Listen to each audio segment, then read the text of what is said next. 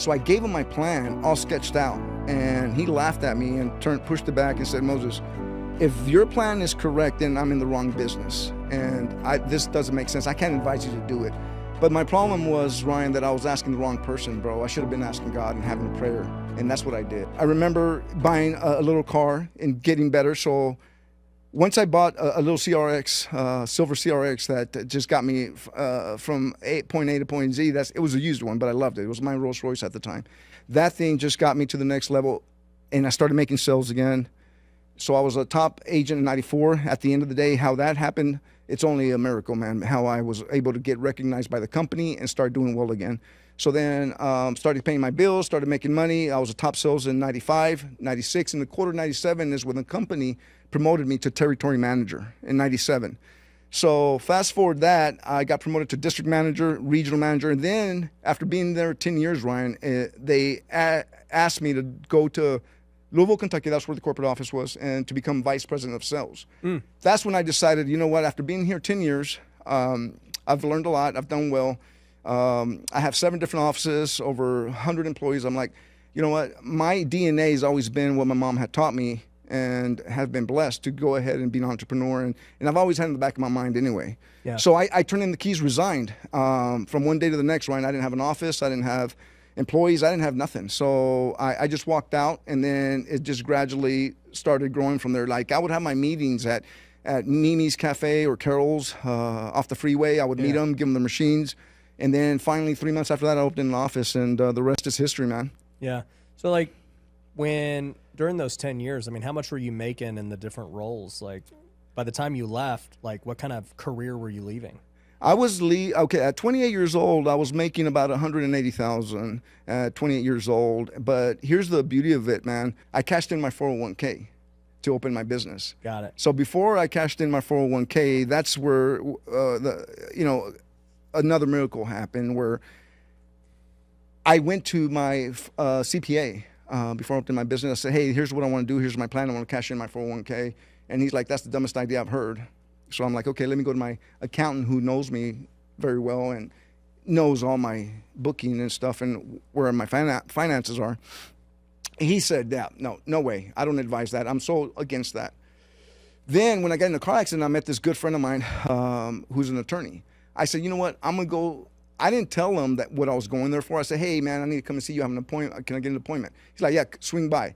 So I gave him my plan all sketched out. And he laughed at me and pushed it back and said, Moses, if your plan is correct, then I'm in the wrong business. And this doesn't make sense. I can't advise you to do it. But my problem was, Ryan, that I was asking the wrong person, bro. I should have been asking God and having a prayer. And that's what I did. So I turned around, did that, and I just opened my company. But to give you an idea, I was making about 180 at that time.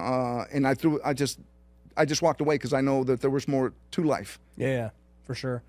So you start your own company. You're basically doing the same thing, right? It's just for yourself this time. Correct. But it's more than that, because I'm giving an opportunity to people like myself that it doesn't matter the color of their skin, doesn't matter if they're educated or if they come from money. It just, if they have what it takes to get to the next level. It's a sales commission only performance job, but at the end of the day, it's a career.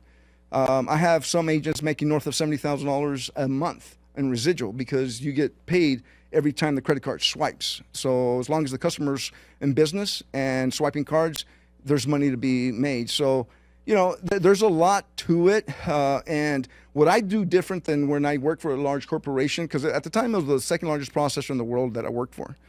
And what I did different is I opened the doors for anyone. It didn't matter if you were educated. It didn't matter if you had a degree. It didn't matter if you had sales experience. It didn't matter if you, like I said earlier, if you come from wealth or if you're, what color your skin is, man. I gave, and still to this day, there's a lot of people who were less fortunate that didn't have 2 nickels to rub together, that now in my company, they own multiple homes, they have a family, and they've grown. And they've been with me since I opened the company. Yeah. How many people do you have in the company now? 50 inside all the time, about 50, and then over 110 nationwide. Okay. And you guys have like 25,000 customers, right? And basically an agent's job is to go out and just get more customers, and then they get a piece of every transaction that happens. Is Absolutely. that kind of the model? Absolutely. So the model is anyone who has a legit business, obviously, it could be either brick and mortar, it could be gateway, it doesn't matter what they sell, right? So as long as it's a business that needs to take any form of payment other than cash, we have the tools and the resources. And our system is so robust, like we can take Apple Pay. We can, let's say, for instance, there's a restaurant that has 3 stories, right? And our developers go in there and diagram and art out the components of where the tables are, what needs to be established so they can take the form of payment. So we have the iPads that go out there, take the payment at the table.